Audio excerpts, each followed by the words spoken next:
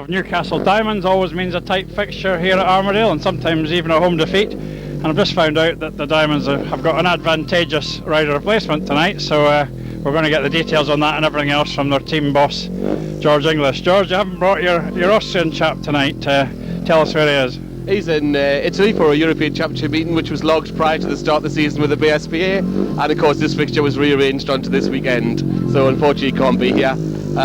You might say it's advantageous, we wouldn't necessarily agree with you. He has actually been going quite well, finding his feet gradually. Yeah, very gradually. He's got a lot to learn. He may have done a few matches for the Isle of Wight last year, but they don't really count at all. This is his first real serious attempt. He's spent a lot of time trying to get used to setups and used to the different tracks, and he's gradually coming there, but he's still got a long way to go. Yeah. Now, you weren't a happy man when the Monarchs won down at Brough Park a couple of weeks ago, but of course we're all very well aware that a reverse result is not an impossibility tonight, and it's obviously what you're hoping for. Yeah, obviously we come here, we always expect to do well at Edinburgh. It's a track that suits us. It's one it's all the lads are comfortable riding on. And it's the history of this fixture often throws up 2 away wins. I hope that continues in the Premier Trophy this year. Yeah. But it is going to be very tough. I mean, I was fuming at the home match because anybody who was there, I mean, it was quite obvious we actually threw the match away. We were absolutely bloody awful in the second half of the match. I think my heat leaders only dropped 1 point going before heat 9, and then they had 4 lasts out the last 6 races. So nobody would have predicted that. But it's one of those things. Edinburgh deserved to win, and good luck to them on the day. Now, so do you think tonight is a must-win for you to get through, or is there still quite a bit of time to go before it shakes itself to a conclusion? No, I think we have to win tonight. I believe we have to win tonight. I also believe we have to win at Redcar on Thursday. It's going to be very tight, I think, in the end. We also begin our league campaign on Sunday as well, which is important to us. I know you went to to Newport last Sunday. I hope that we do an awful lot better than you did last Sunday. But the league obviously is the most important thing. But the Premier Trophy is there to be won, and we'd like to do it. We've never done well in this competition. Even the year we won the championship, we never did well in the Premier Trophy. Yeah, it's actually been quite an interesting competition because there has been an extraordinary number of away wins. Yeah, very much so. I think the teams are very evenly spread. There's some good sides in the northern section. And I think we're heading for a very, very good Premier League season. Yeah, and you must welcome the return of Redcar for your local derbies and so on, and they've got quite a nice wee set up there. Very good. Yeah, I mean, I go down every week. I've been to all 4 of their meetings so far. It's an excellent little setup. It will get better and better and better. The first night was a total disaster for them because the track just wasn't ready. But since then, it's got better. They had a few problems on Wednesday night against Berwick with the track, but I'm sure it'll be perfect this Thursday when we go. Yeah, and are you fairly happy with your team? They haven't perhaps done quite as well as people thought, but obviously it's still a strong side. Yeah, it's a strong side, it's a solid side. We haven't clicked as yet, I don't think. We've still got a lot more to come that we hopefully can show for the rest of the year. But we were very pleased with the team in December of last season, and we're still pleased with it now. We've got to put out a solid side. As in Speedway, you've got to win the vast majority of your home wins, the home matches, otherwise the crowds don't turn up and you end up closing down. So it's important that we win the vast majority of our home matches, and the side we've got should be capable of doing that. Yeah. Okay then, pointless asking you to predict because you've already said it can go anyway, but hopefully we'll have a good night. I think we'll have a very good night, yes. Well, a very good evening to you and welcome to another EMTV Rewind and another classic match from the archives of the Edinburgh Waterford Monarchs. I hope you're all well and still smiling. Everything's relaxing a little bit. That can only be a good thing. Anyway, tonight we're going to go back to 2006 to the 28th of April when Newcastle Diamonds came calling at Armadale in the Premier Trophy. My name is Liam Rudden. Yes, and I'm John McGilvey. Well, in 2006 we were still in the process of rebuilding after our first title win 3 years earlier. In the Premier Trophy we pulled off an away win at Newcastle, but we expected a tight contest when the Diamonds came to Armadale for the return on the 28th of April. Greaves, Stancl and Franc were formidable visiting heat leaders, but this match proved notable for a brilliant display by Theo Pijper and some exciting riding from William Lawson. For the Monarchs that day then, at number 1 it was Henrik Moller, and at 2 Theo Pijper, at 3 Matthew Weathers, and at 4 William Lawson, at 5 Rusty Harrison, at 6 it was Sean Stoddart, and at number 7 Derek Snedden. Liam. Yeah, thanks John, and lining up for Newcastle that Friday night at Armadale was at number 1 George Stancl, at number 2 Christian Henry, there was rider replacement for Manuel Hausinger at number 3, Joseph Frank was 4, James Grieves was 5, at 6 it was Adam McKenna, and at 7 Jamie Robertson. So without further ado, let's hand over to Mike Hunter in the commentary box and let's go racing. What we expect to be a tight Premier Trophy match. George Stancl comes into gate 1, he's had a lot of recent success here. Henrik Moller in gate 2 had a good match here last week. Christian Henry, the ex-Monarch, in gate 3, and the Monarchs captain Theo Pijper in gate 4. Piper's in the air, but George Stancl's got a quick start. Pijper might get round him, and in fact Moller's gone to the back there with Christian Henry battling round him. So Moller was gating well last week, but not there. So he chases Henry, who knows this track well, of course. And Moller's losing touch there.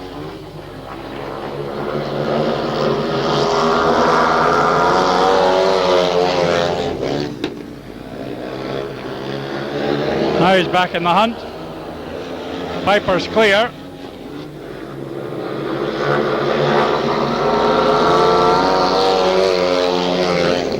Final lap, Moller still with quite a lot to do if he's going to pick up anything. He's gone out wider there, but he's lost more ground again, and he's not going to get anything. Disappointing start for him, or is it? Yes, it is. In the end, only by a length or so, but a last place for Henrik Moller. A win for Theo Pijper means a shared race in the opener.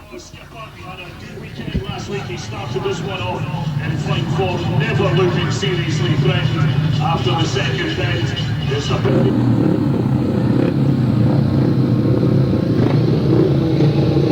Gate 2, Sean Stoddart, Adam McKenna, Derek Snedden and Jamie Robertson. Stoddart's made a start. That is a very rare thing. And he leads down the back straight. He's squeezing his partner a wee bit up against the fence there. And Adam McKenna's trying to make a challenge. Edinburgh have been waiting all season for Sean Stoddart to get out the gate. He's going a wee bit too slow as it happens, but Derek Snedden's finding himself room in second spot there.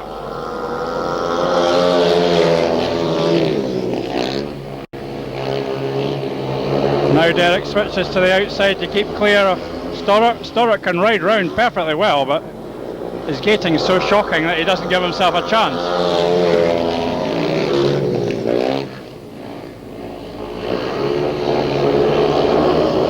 And they've certainly shaken off the Newcastle pair as long as they can avoid making any mistakes themselves, and they have done, and that's a tapes the flag win for Sean Stoddart, who's hardly scored any points at all this season, and what a transformation that was.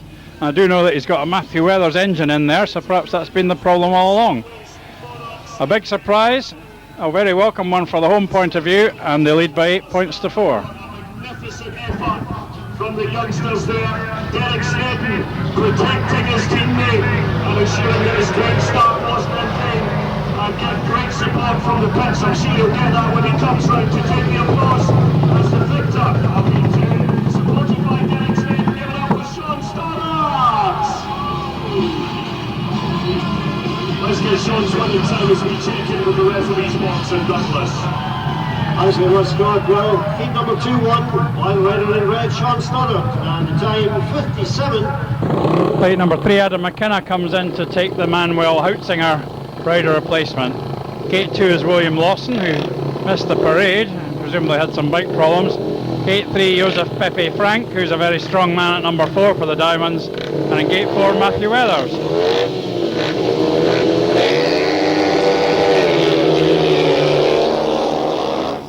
Frank has made a start, that's his strong point really.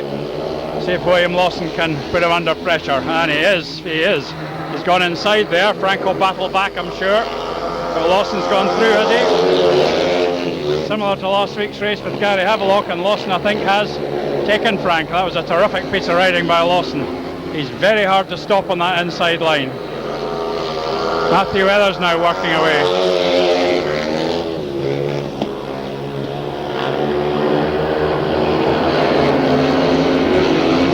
He might have to settle for the point, I think.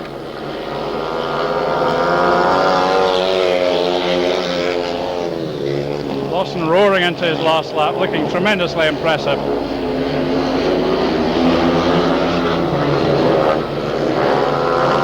great ride by Lawson there. And a home 4-2 again. So that's pretty pleasing for the home fans, and they're getting used to seeing William Lawson so tough on that inside line. William Lawson, he beaten second best there to Joseph Frank, but managed to battle his way through.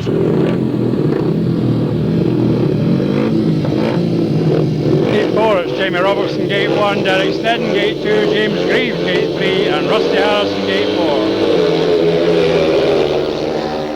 Snedden's away well, and Harrison's round the outside, probably to the front. No, he hasn't. He's dropped back to protect his partner. Well, that's a brave thing to try with James Grieves in the race, because James is so good from the back.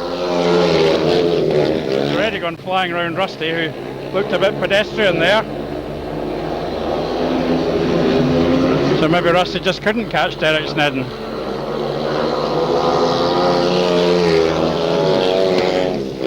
Derek's racing clear. Rusty doesn't seem to be making much of it. Trying to put in a challenge on Grieves now.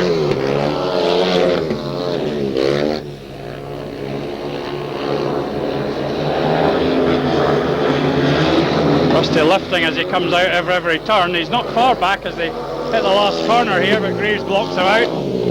Not quite sure what happened to him early in the race there, but he'll be a wee bit disappointed with that. But nevertheless, when your number 7's romping away to win the race, you haven't got too much to worry about. So another tremendous effort by Derek Snedden there, and the Monarchs move 8 clear.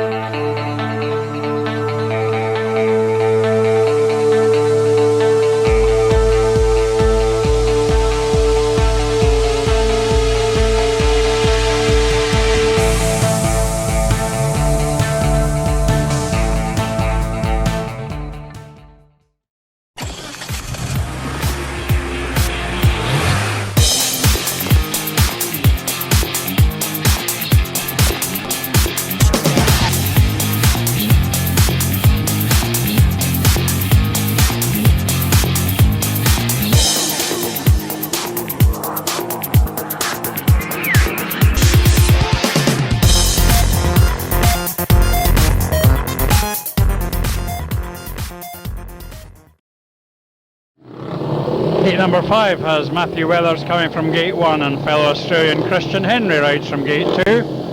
William Lawson, who set the fastest time of the season in his first ride, he's in Gate 3, and George Stancl comes from Gate 4.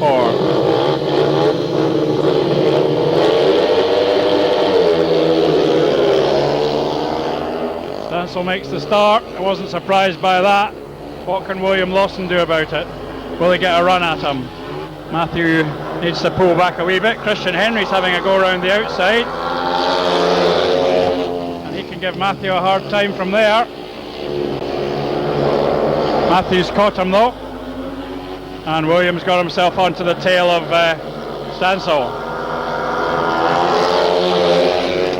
Stancl is very adept at blocking that inside line, and William perhaps realises that, moves out a wee bit, but he's lost some ground there. Henry's still going hard around the outside and could well be a threat. You're going to have to watch him. I would have thought Matthew would be better covering that line. Henry's still in touch as they hit the last corner. Lawson's not going to catch Stancl, but Henry might get third. No, he hasn't, just short of the finish. Well, you had to keep watching that one, because it was quite conceivable that Christian Henry could have got something at the back there. And the ex-Monarch is going quite well, even though he didn't score there. So it's a shared race, and the gap stays at 8 points in favour of the Monarchs.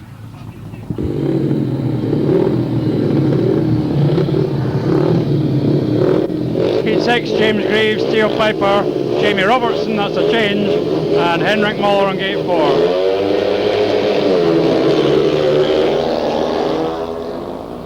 And James Grieves makes the start, and it's Theo Pijper looking for a way through, and the Diamonds have suddenly found their gating boots. There goes Pijper very hard under Grieves there. Can he turn tight enough? Close as they get to the first corner. Grieves swings out. Pijper tries to get the drive off the line, and I think he has. Once again alongside the Diamonds man. Grieves trying to come back round the outside, but he hasn't made it.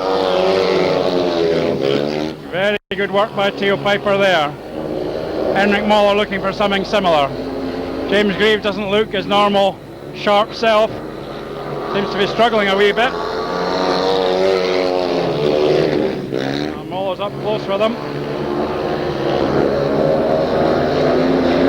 Jamie Robertson not too far back, but I think Muller can concentrate on trying to pass Grieves. He's not going to quite get there, I think. Just short of the finish.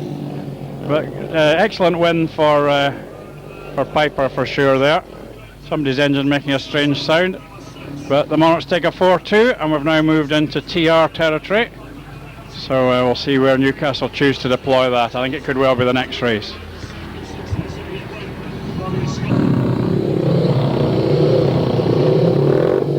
Heat number 7 then, the first TR as I thought it might be. That's Theo Franc from gate 4. Rusty Harrison's on gate 1. And he had a rather poor first ride. Gate 2 is Adam McKenna. Sean Stoddart gate 3 and Theo Franc gate 4. Frank's away. Sean Stoddart's missed the start this time, having got a blinder the last time, but he's up alongside Adam now. Rusty's lost a huge amount of ground to Frank. Stoddart snipped into third spot, which is all the Monarchs will be asking of him here. And now Rusty Harrison's getting closer. Not sure what's wrong with him on these opening laps. He seems to be losing a huge amount of ground. Now he's almost caught Frank. But the Czech has noticed that he's not as far in front as he was previously. And he wants these 6 points.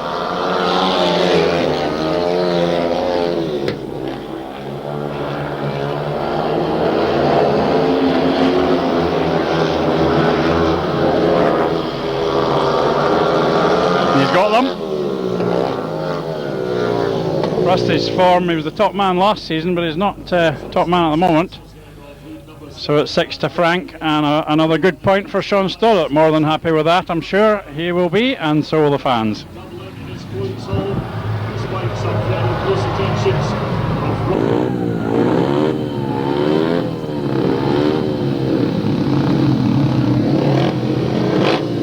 Gate 8, Derek Snedden's on gate 1, Jamie Robertson rides from gate 2, Theo Pijper on gate 3, and Christian Henry pretty close to him in gate number 4.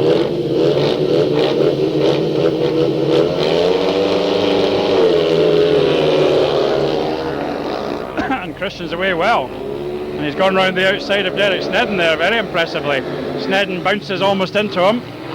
Theo Pijper's looking for the right route to come through and challenge. Theo was very gentlemanly about coming past his partner. Make sure his partner has room, but now he's onto Henry's tail and he's swinging around the outside there.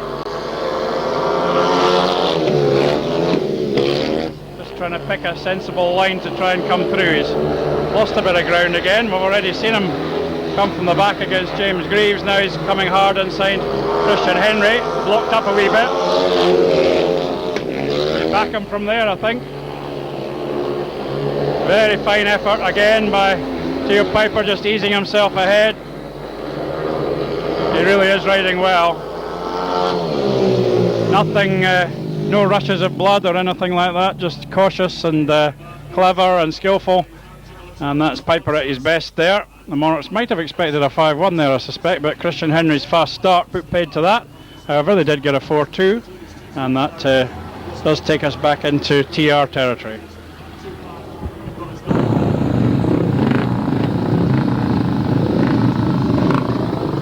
Well, in heat number 9, I've noticed that James Grieves is on a different machine. I thought in his first ride he must have a new bike, but he's changed back to the more familiar colours, so we might see a different James Grieves here. Gate 1 is William Lawson, Gate 2 is James Grieves, Matthew Weathers Gate 3, and Adam McKenna in Gate 4. Grieves makes the start. Lawson cuts in, McKenna tries to come round the outside and doesn't get there. Certainly Stancl, Grieves and Franc, all very good gators. McKenna trying hard to come round the outside of Matthew Weathers, and he's keeping it wound on that outside line. Weathers is going to have to shift. Meanwhile, Lawson is up alongside Grieves almost. fella like Stancl who knows how to hug the line. Look at Lawson there. Look at that from Lawson. Just look at that. Grieves just keeps him squeezed out. Lawson might cut back here and he might have a chance. Well, undaunted by being squeezed against the fence, he has another double round the outside. Thrilling effort by Lawson. I think he's just going to fail. Unless he pulls something special off here. Grieves is a bit sideways. Whoa. Well, I would give that to Grieves by a tyre, but tough to say. Very good race again. William Lawson trying all sorts of lines there and very nearly pulled it off.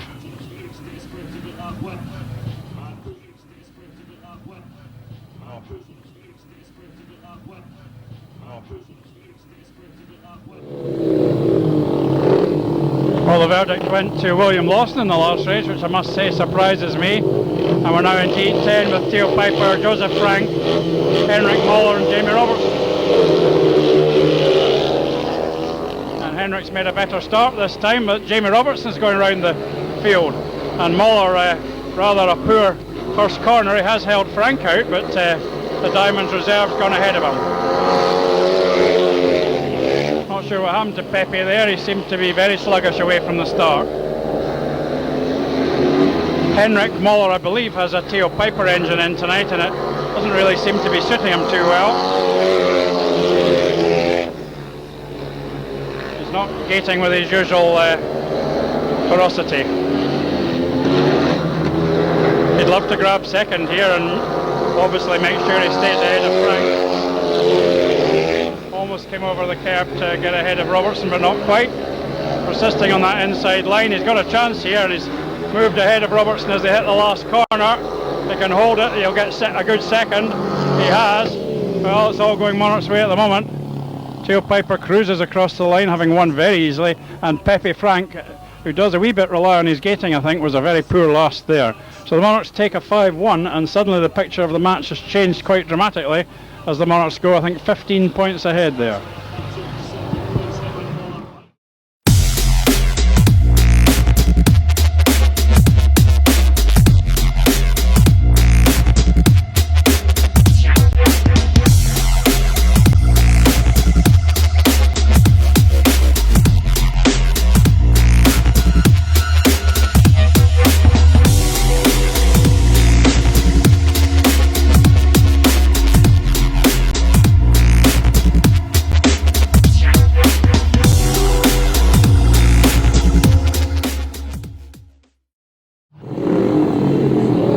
Newcastle using their second TR here, George Stancl, along with Christian Henry, so Newcastle must see a wee chance here, I think. Monarchs have brought in Derek Snedden. It's Henry, Harrison, Stancl and Snedden. Stancl hasn't made a good start, although he might get into a good position from there. He has. The Diamonds are on first and second positions. The Monarchs making a complete hash of the first corner. Now Harrison's trying to find a way around the Diamonds pair. He's out of control there though. Henry's leading, that's the wrong way around as far as getting the right points goes.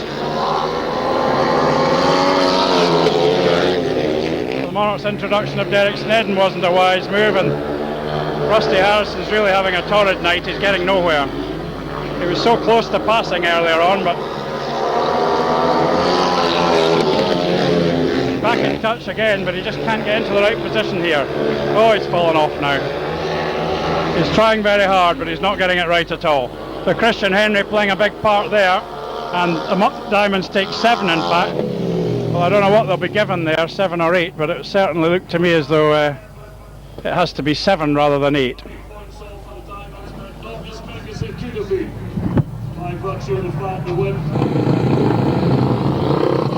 Gate 12 then, Adam McKenna rides from gate number 1. Matthew Weathers in gate 2. Christian Henry, he's the strongest of the rider replacements for Manuel Houtzinger. And Sean Stoddart comes in to replace Derek Snedden.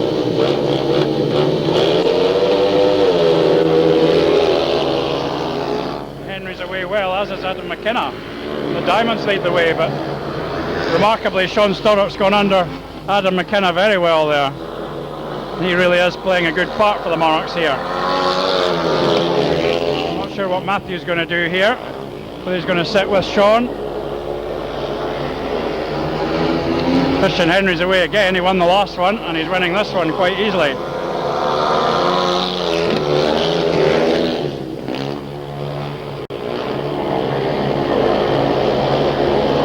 So it's a well strung out race, but Monarchs fans just watching with bated breath in case anything goes wrong. Having been 15 up, these TRs can make such a difference if they succeed.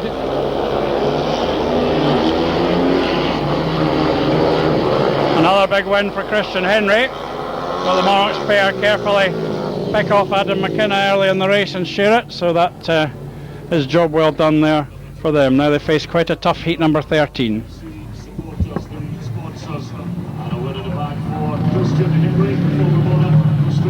And a few problems again for the Monarchs with Rusty Harrison stopping on the warm-up lap and having to switch to Theo Pijper's bike. He really is having a few problems, to put it mildly. It's Moller, Stancl, Harrison and Grieves.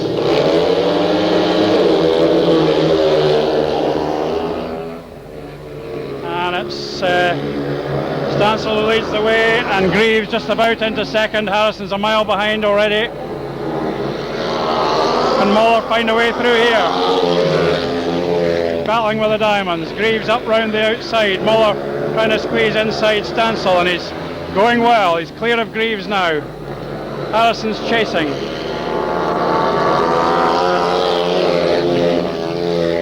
Two points I think would be a good result for the Monarchs here.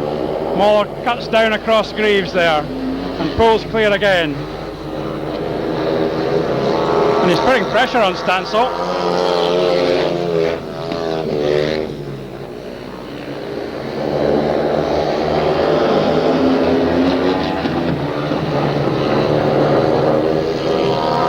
Stancl locking up there and he takes the win, but really I think it was a good effort by Henrik Moller to split the diamonds pair there. An unhappy Rusty Harrison goes back to the pits, hopefully not having damaged Theo's bike. You never know the way his luck's going. Well, that was a good heat 13 and well done to Moller there. It hasn't been the best of nights for him, but that's an important second place.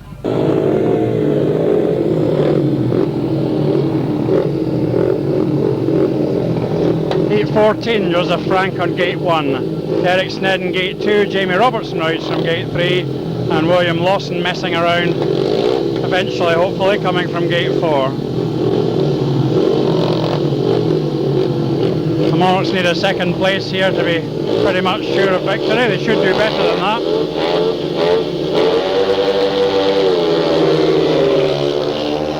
Joseph Frank's away well again. The Monarchs pair hitting the outside. And whoa, Lawson remarkably changing direction there. I thought he was outside Frank and he finished up inside him. Frank's come back though, quite impressively. Track changing and Lawson not quite getting as much drive. Derek Snedden, oh dear, what is he doing? This race is going to be stopped. That's the last thing Monarchs wanted. That just was so unnecessary and stupid.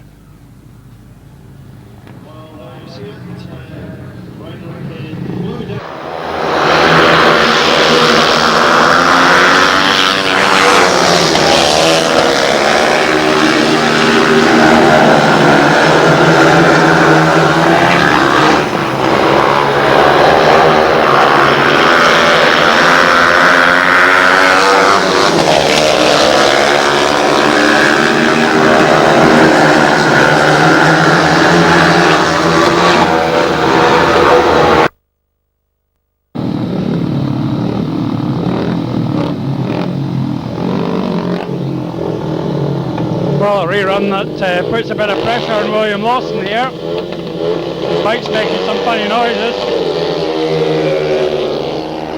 He's away well enough.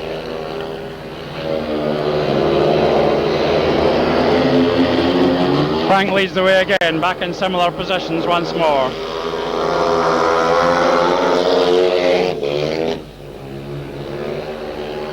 Lawson trying to turn it tight and get the drive up the inside, but it's not as effective as it was earlier on. Past Frank in his first round. Lawson going for the big outside blast. Certainly exciting, but just a bit too extravagant there.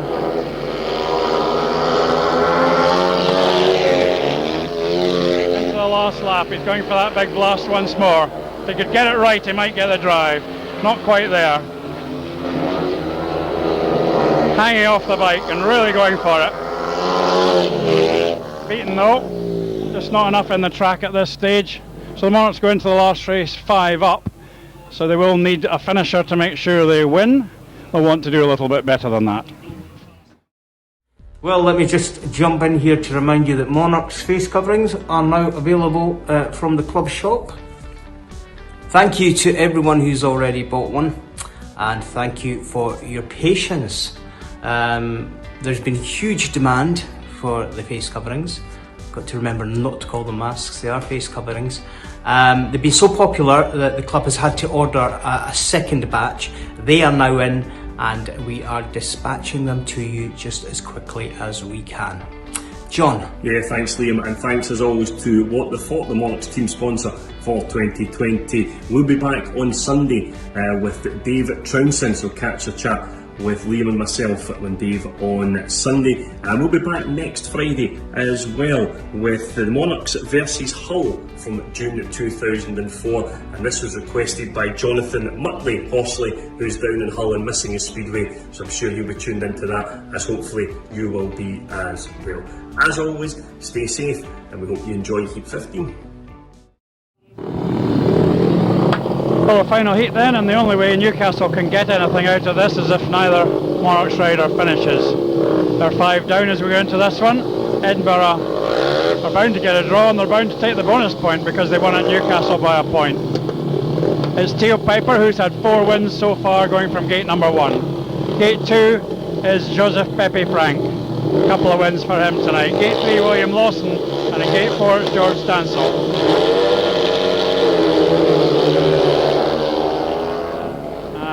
Stancl's away well, Frank, and Frank's got pushed to the back, I think. Pijper closing in on Stancl, and Lawson's in 3rd. Can Theo Pijper take that maximum? Does he want to risk a passing move when the match isn't 100% decided? Yes, he does. Look at that from Pijper for a night he's having. Absolutely magnificent riding by Theo Pijper. Now he's watching for his partner. But I don't know if he wants to be doing that. I think he should just kick for home. Joseph Frank's having one of his not so good rides, which he has occasionally. William Lawson trying everything to get up the inside of Stancl. The Czech is very good at holding off that move. Lawson switches to the outside. Pijper completes a wonderful 15-point maximum. That really was one of the best I've seen, because he had to pass 2 or 3 guys, good quality heat leaders, to get that, including a wonderful pass there of George Stancl. I was thinking perhaps he should take it easy and make sure they got the point they needed, but Theo wasn't thinking that way. He went for it. A wonderful pass and a quite outstanding 15-point maximum. I think that might be the best meeting he's had here.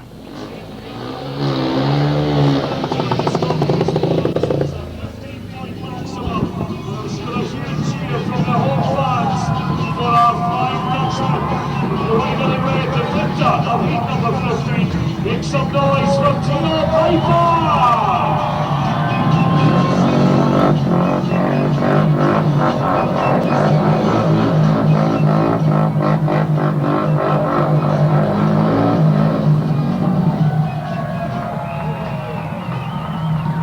Well, this was up in heat number 15.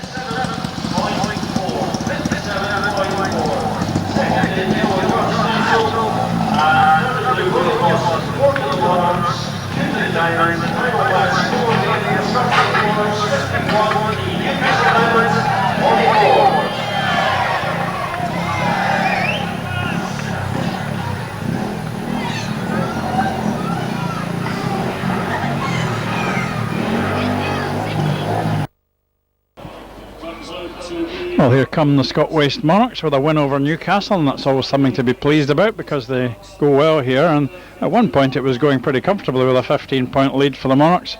Eventually William Lawson had to get a second in that last race there to make sure that Henrik Moller happy as ever there. Make sure that the Monarchs won, and the rock that they founded their performance on tonight was certainly Theo Pijper with a glorious 15-point maximum. As I said, I've never seen him ride better. The Monarchs scorers: Henrik Moller 5-1 from 4, not gating very well, but I think he, apart from Heat 1, rode okay. Theo Pijper 15 from 5. Matthew Weathers 5-1 from 4. William Lawson 11 from 5, certainly playing a heat leader's part these days, but still not much of a gator. And you can certainly say the same for Rusty Harrison, who is out of touch at the moment, 3 from 4. He really is having a bit of a struggle. Sean Stewart got 5 and 2 from 3, and he did very well indeed, and full marks to him for really bouncing back after initially being dropped this week, and that's his best ever score by quite a bit, and he fought for every point. Derek Snedden got 7-1 from 5. He was a bit erratic towards the end there and made a muck of things in Heat 14. On the Newcastle side, George Stancl 14-1 from 5, including a 4. He rode very well.